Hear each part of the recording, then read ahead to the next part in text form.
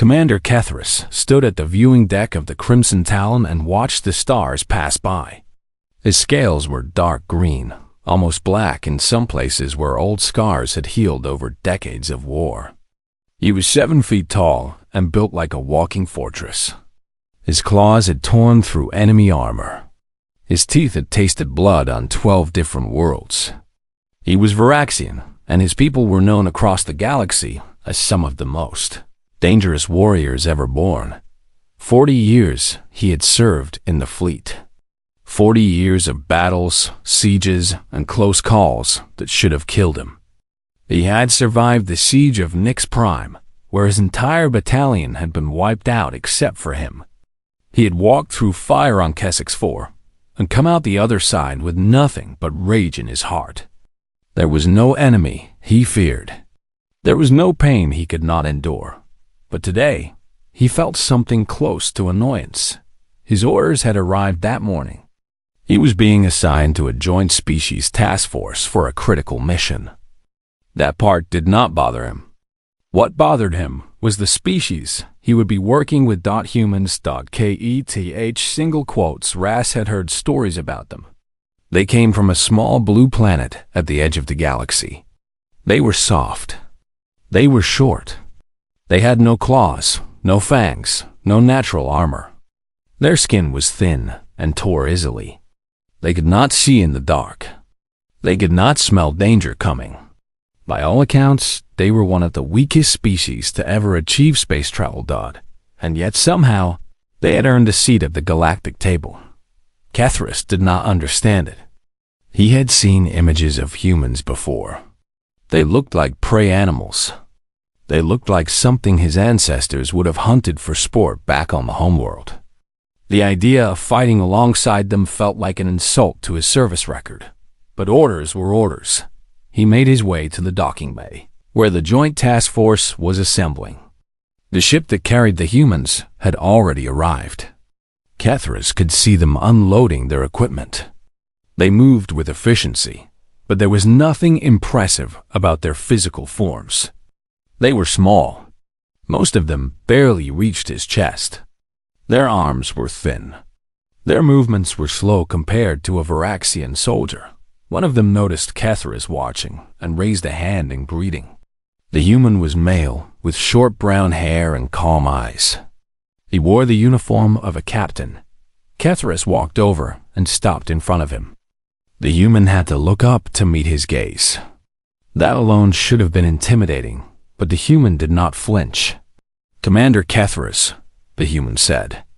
"I am Captain Daniel Harris. Welcome to the task force." His voice was steady. There was no fear in it. Kethris found it interesting but dismissed it as ignorance. The human probably did not understand how dangerous this mission would be. "Captain," Kethris said, "I have reviewed the mission briefing. We are to assault a Drekari stronghold on Valkyr 7. "That is correct," Harris said. "The Drekari have been using that moon as a staging ground for attacks on civilian transports. Command wants them gone." Kethris looked past Harris at the other humans. There was a woman with red hair checking a datapad. Her rank insignia marked her as a lieutenant. Nearby, a stocky man with a shaved head was organizing weapons. His uniform said he was a sergeant. A younger woman with blonde hair was setting up medical equipment. She moved with calm hands and focused eyes. "These are your soldiers?" Kethris asked. "Some of them," Harris said. "Lieutenant Amy Richardson handles tactics.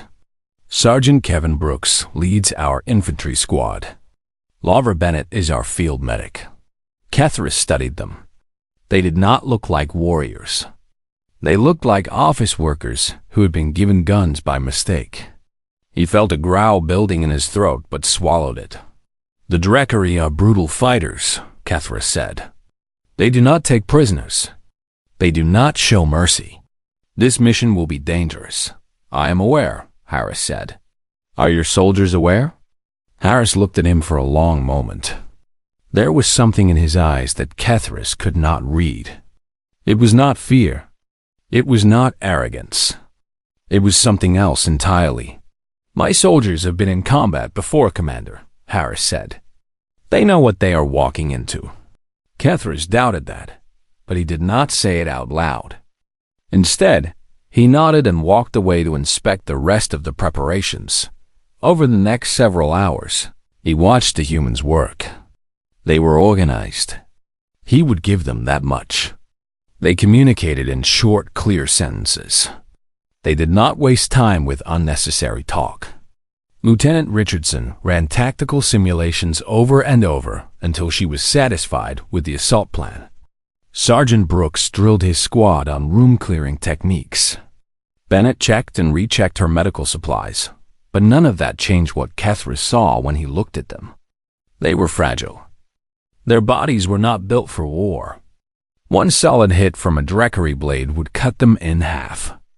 One plasma bolt would burn through their thin armor like it was paper. He would have to protect them. That was the reality of this mission. He would have to carry these soft creatures through the battle and hope they did not get in his way. Captain Harris called a final briefing before departure.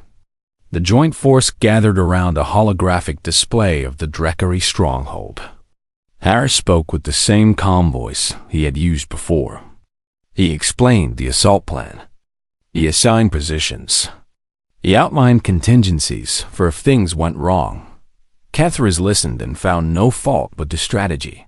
It was sound. It was professional. But strategy meant nothing if the soldiers could not execute it under fire. When the briefing ended, Harris dismissed the team.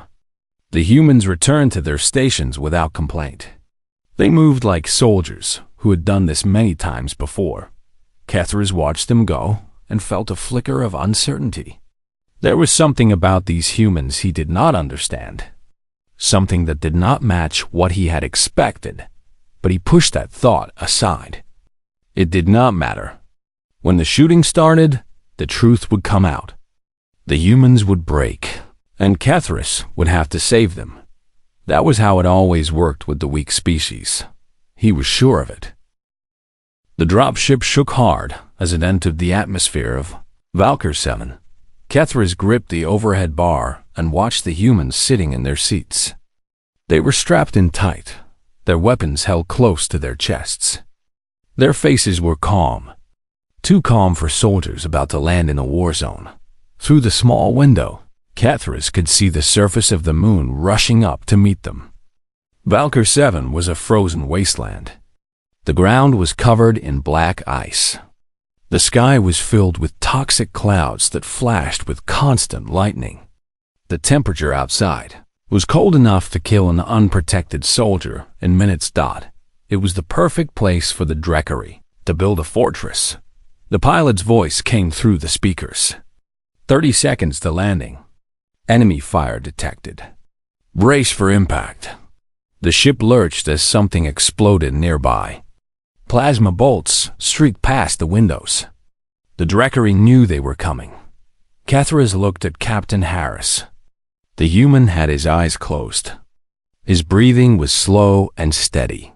He looked like he was about to take a nap, not land in the middle of a firefight.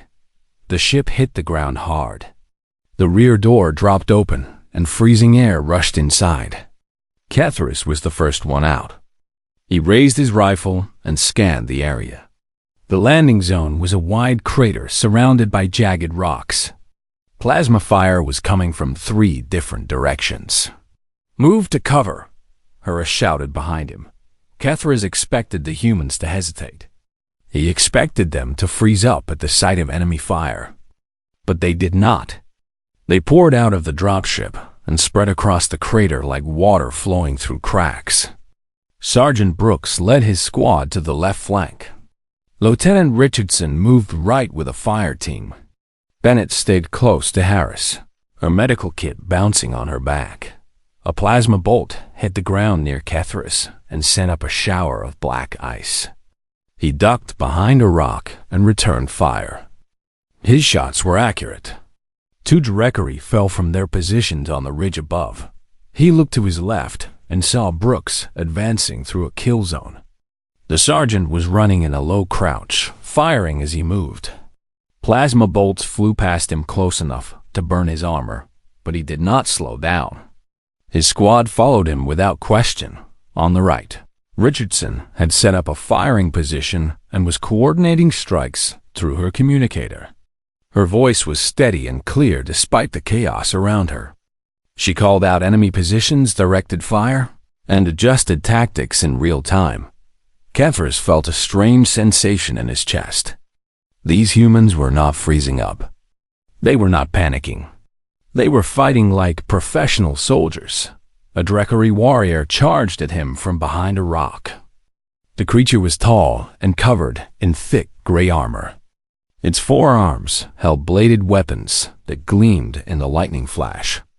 Kethras met the charge head-on. He blocked the first blade with his rifle and drove his claws into the creature's throat. The Drekari fell dead at his feet. He looked up and saw Harris standing in the open, firing controlled bursts at the enemy positions. A plasma bolt struck the ground at his feet, and he did not even flinch. He just kept shooting. The battle for the landing zone lasted 20 minutes. When it was over, the joint force had secured the crater and eliminated the first wave of Drekari defenders. Kethras counted the bodies. 12 Drekari dead. No casualties on their side. He walked over to where Richardson was checking her equipment. That was when he noticed her arm.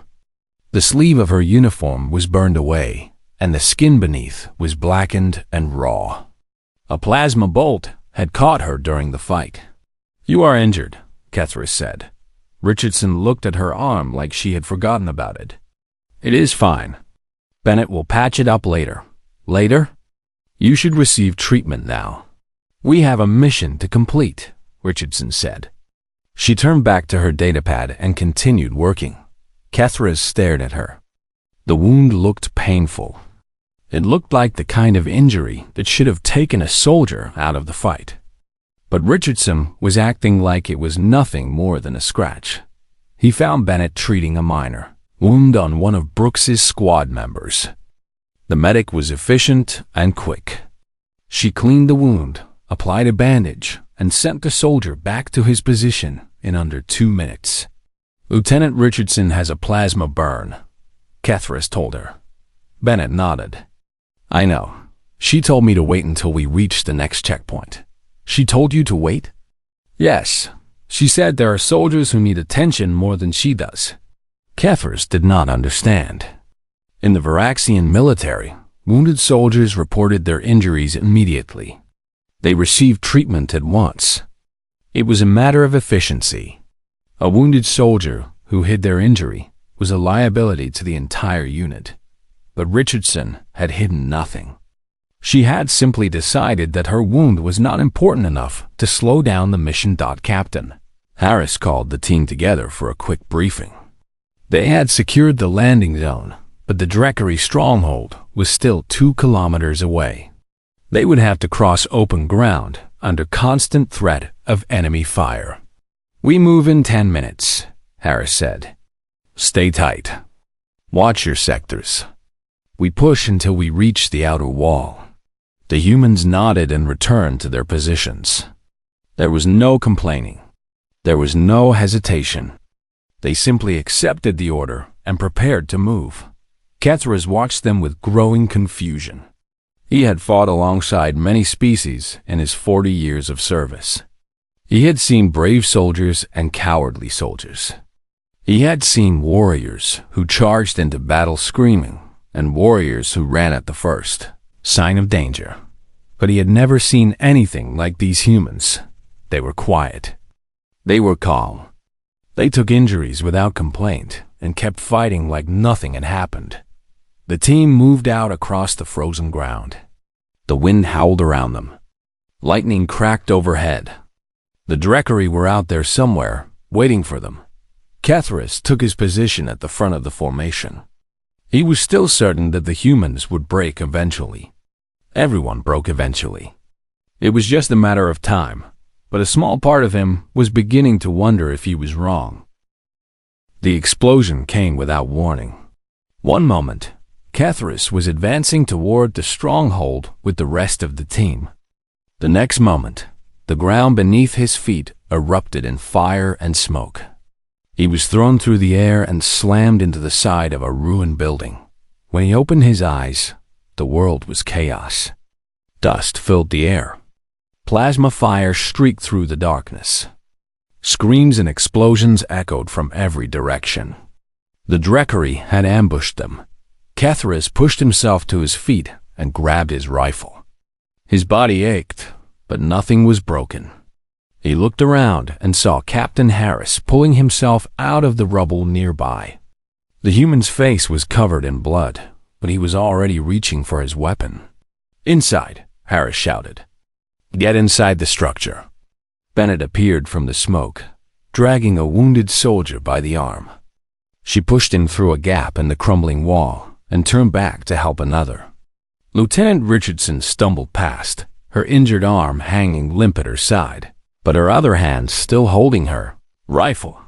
Catharus provided covering fire as the survivors fell back into the ruined building. When the last soldier was inside, he followed them and took position by a shattered window. Outside, the Dreckery were everywhere. They had surrounded the building. There was no way out. "How many?" Harris asked. "At least 50, Richardson said. She was checking her datapad with one hand while blood dripped from her burned arm. "Probably more? Reinforcements?" "I sent the distress signal." Sergeant Brooks responded. "He is trying to fight his way to us, but he is pinned down half a kilometer away." Harris nodded. His face was calm. There was no panic in his eyes. He looked around the room at the handful of soldiers who had made it inside. 6 humans, 1 Varaxian, against an army of Dreckery. "We hold this position," Harris said. "We hold until extraction arrives." Nobody argued. Nobody asked how long that would be. They simply took their positions and prepared to fight. The first wave came 20 minutes later. The Dreckery charged the building from 3 sides at once. Catharus fired until his rifle overheated, then switched to his claws and met the enemy at the doorway. He tore through 2 of them before they fell back. The second wave came an hour after that. Then the third. Then the fourth. The night stretched on forever. The Dreckery attacked again and again. They used grenades to blow holes in the walls. They used plasma cannons to set the upper floors on fire. They sent suicide bombers to breach the barricades. And through it all, the humans kept fighting. Catharus watched Harris take a blade through his shoulder during the 5th wave. The human grunted in pain, pulled the blade out himself, and kept shooting. Blood soaked through his uniform, but he did not stop. He did not even slow down. Richardson ran out of ammunition for her rifle and switched to a pistol. Her burned arm was useless, so she propped the weapon on a piece of rubble and fired one-handed. Her shots were still accurate. Every one of them found its target. Bennett had used up all her medical supplies by the 8th hour. She started tearing strips from her own clothing to use as bandages. She wrapped wounds with steady hands while plasma fire screamed past her head. She had not slept since the mission began, but her eyes were still focused and alert. At the 12th hour, Catharus collapsed. His body had finally reached its limit. He had been fighting for too long without rest. His wounds were adding up. His muscles were burning with exhaustion. He fell to his knees and could not get back up. He expected to die there. He expected the Dreckery to break through and finish them all. But when he opened his eyes again, he was lying on the floor with a rolled-up jacket under his head. Bennett was kneeling beside him, checking his wounds with careful hands. "How long?" Catharus asked. 3 hours, Bennett said. "You needed the rest." "The Dreckery?" "Still attacking." "We are holding." Catharus looked around the room. The humans were still at their positions. Harris was still standing by the window, still firing at the enemy. His uniform was soaked with blood. His face was pale from blood loss. but he was still standing. "He should be dead," Cathris said quietly. Bennett followed his gaze to Harris. "He has had worse. Worse than this?" She did not answer. She just gave him a small smile and moved on to check another soldier. Cathris forced himself to his feet. His body screamed in protest, but he ignored it. If these humans could keep fighting, then so could he. The 16th hour brought the worst attack yet. The Dreckery threw everything they had at the building. The walls shook. The ceiling cracked. Fire spread through the upper floors and forced the defenders to retreat to the ground level. Cathris fought beside Harris at the main entrance. The human was moving slower now. His injuries were catching up to him. But his aim was still true, and his voice was still steady when he called out orders. "Extraction in 2 hours," Richardson reported. "Brooks is almost here. 2 hours. They just had to survive for 2 more hours." The Dreckery pulled back for a moment. The silence was almost worse than the fighting. Cathris could hear his own heartbeat pounding in his ears. He looked at the humans around him. They were all wounded. They were all exhausted. But not one of them had given up. Not one of them had even complained. "Captain," Cathris said. Harris looked at him. His eyes were tired but still sharp. "How are you still standing?" Harris thought about it for a moment. Then he shrugged. "I have no choice," he said. "My people need me." It was such a simple answer. It was such a human answer. And for some reason, it made Cathris feel something he had not felt in a very long time. Respect. The final attack came just before dawn. The Dreckery threw everything they had left at the building. But by then, Brooks had broken through with his squad. The reinforcements hit the enemy from behind and shattered their formation. When the sun rose over Valkyr 7, the battle was over. The Dreckery stronghold had fallen. The mission was a success. Cathris stood in the ruins and watched the humans gather their wounded. They moved slowly. They were all hurt, but they were alive, and they had earned something from him that he had never given to any other species. His admiration. The medical frigate Hope's Light hung in orbit above Valkyr 7. Its white hull was a welcome sight after the nightmare on the surface. Cathris had been carried aboard on a stretcher, though he had insisted he could walk. The doctors had ignored his protests and sedated him anyway. When he woke up, he was lying in a recovery bed in the main medical bay. The room was bright and clean. The air smelled like antiseptic. Soft machines beeped quietly around him, monitoring his vital signs. He tried to sit up, and his body reminded him of every wound he had taken during the siege. His muscles ached. His scales were cracked in several places. A thick bandage covered his left side where a Dreckery blade had cut deep. But he was alive. He looked around the room and saw humans in the other beds. Richardson was asleep 2 beds away, her burned arm wrapped in fresh bandages. Brooks was sitting up in his bed, reading something on a datapad. Bennett was not in a bed at all. She was standing by the window, staring out at the stars. Cathris noticed that she was swaying slightly on her feet. "You should rest," he said. Bennett turned to look at him. Her eyes were red and tired. She had dark circles under them that made her look 10 years older than she was. "I will," she said. "Soon. How long were you awake during the siege?" She thought about it. 42 hours, I think.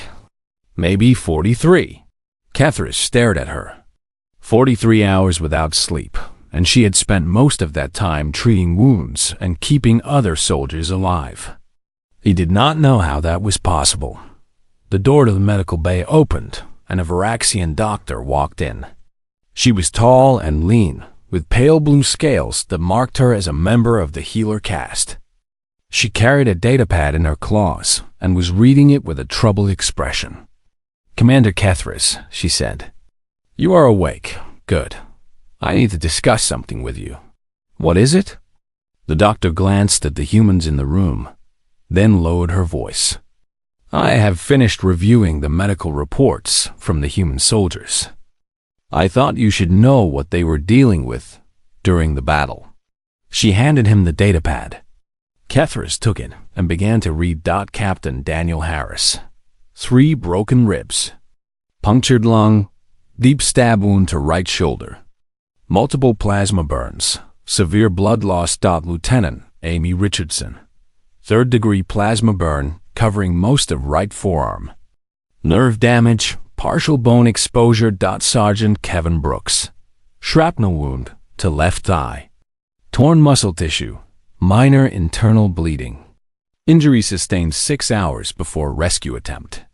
Not reported to medical staff until after extraction. Medic Laura Bennett. No physical injuries. Continuous duty for 43 hours without sleep. Symptoms of severe exhaustion. Collapsed immediately after boarding the frigate. Kethris read the report twice. Then he read it a 3rd time. "This cannot be right," he said. "It is accurate," the doctor said. "I verified the data myself. Harris had 3 broken ribs and a punctured lung?" "Yes. And he was fighting for 18 hours with those injuries?" "Yes." Kethris put down the datapad. His hands were shaking. He had fought beside Harris for the entire siege. He had watched the human take a blade through his shoulder and keep shooting. But he had not known about the ribs. He had not known about the lung. Harris had never said a word. How is that possible? Kethris asked. A punctured lung should have killed him.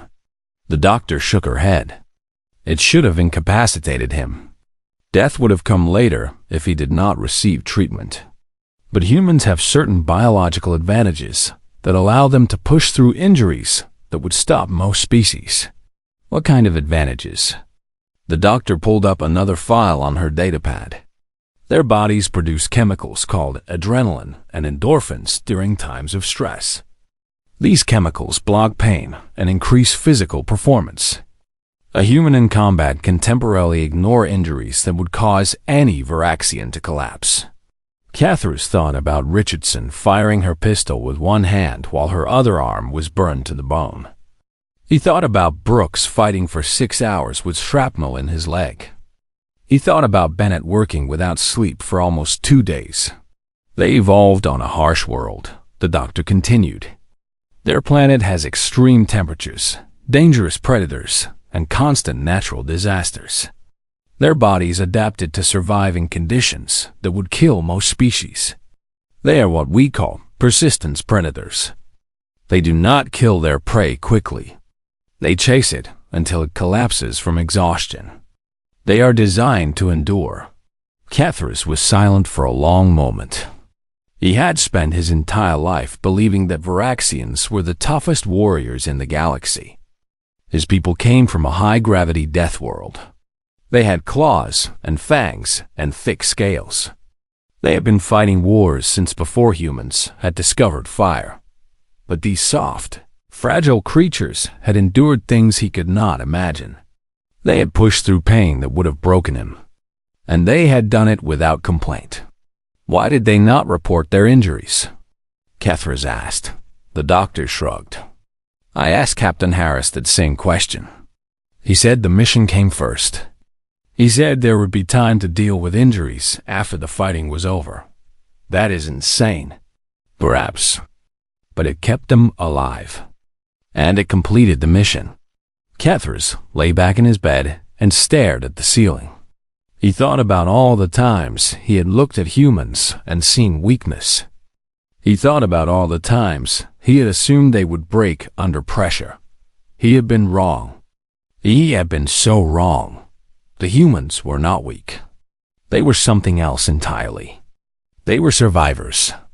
They were fighters who could take punishment that would kill any other species and keep moving forward. And they did it quietly. They did not brag about their wounds.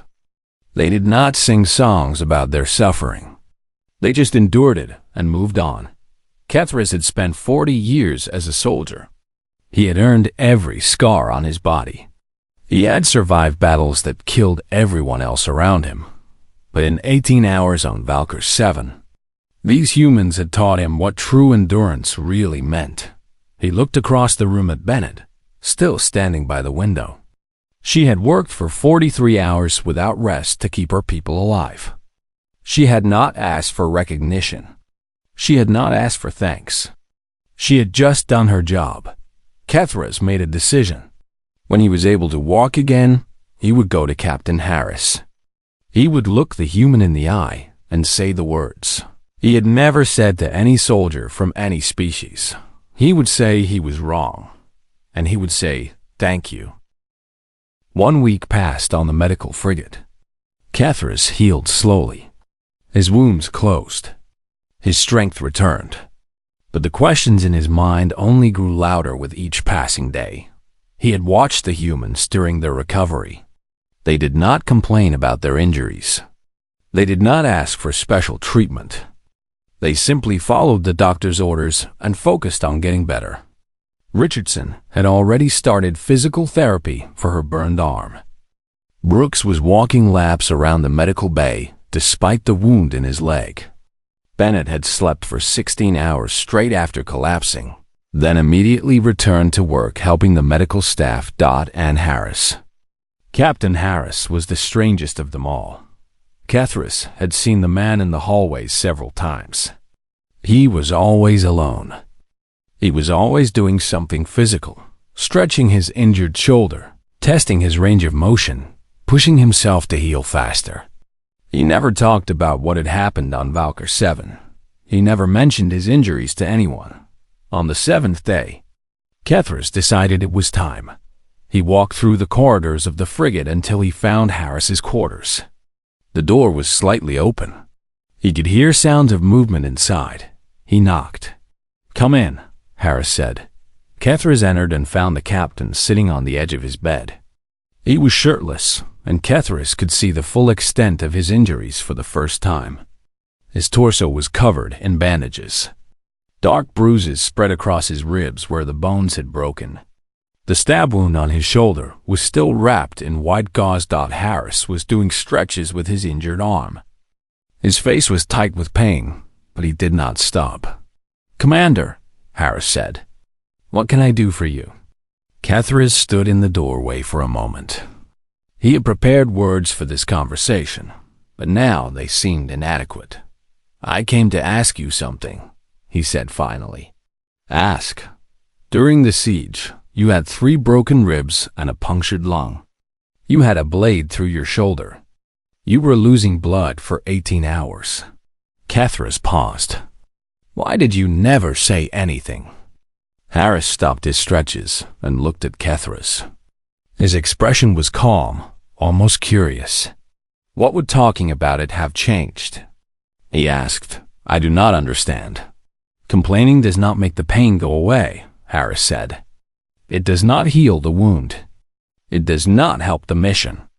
So we learned not to bother." Kethras stepped further into the room.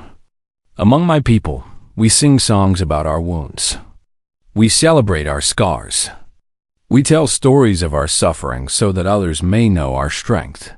Harris nodded slowly. "That makes sense. Pain is part of being a warrior. It deserves recognition, but humans do not do this. No." Harris was quiet for a moment. "We prefer to forget. We take the pain, we bury it deep, and we move forward.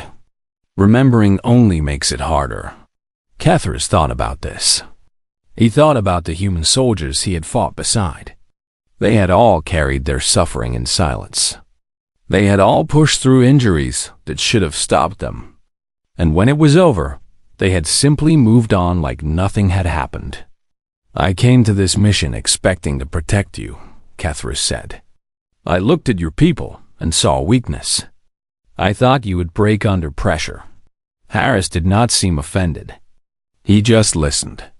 "I was wrong," Kethras continued. "About everything." "We get that a lot," Harris said. A small smile crossed his face. "Most species look at us and see prey. They see small bodies and thin skin. They do not see what is underneath. What is underneath?" Harris thought about it for a long moment. Then he stood up and walked to a small cabinet in the corner of the room. He pulled out a bottle of amber liquid and 2 glasses. "My grandfather gave me this before my first deployment," he said. "He told me to save it for someone who earned it." He poured 2 drinks and handed one to Kethris. The Varaxian looked at the glass. The liquid smelled sharp and strong. "Whiskey," Harris said. "An earth drink. It burns going down, but it warms you up after." Kethris took a sip. The liquid was fire in his throat, but it did warm him, just like Harris had said. They sat in silence for a while, drinking together. 2 warriors from different worlds, sharing a moment of peace after the storm. "I have submitted a request to command," Kethris said finally. "I want a permanent assignment to human-led task forces." Harris raised an eyebrow. "Really?" "Yes. I have learned more about combat in 1 week with your people and 40 years with my own. I want to learn more." Harris nodded. "We would be glad to have you." 3 days later, the frigate arrived at a space station for a memorial service. The Joint Force had lost soldiers on Valkyr 7. Humans and Varaxians alike had given their lives for the mission. Kethris stood with Harris and the others as the names were read. He watched the humans as they listened. Their faces were sad but composed. Some of them had tears in their eyes, but none of them made a sound. They grieved quietly.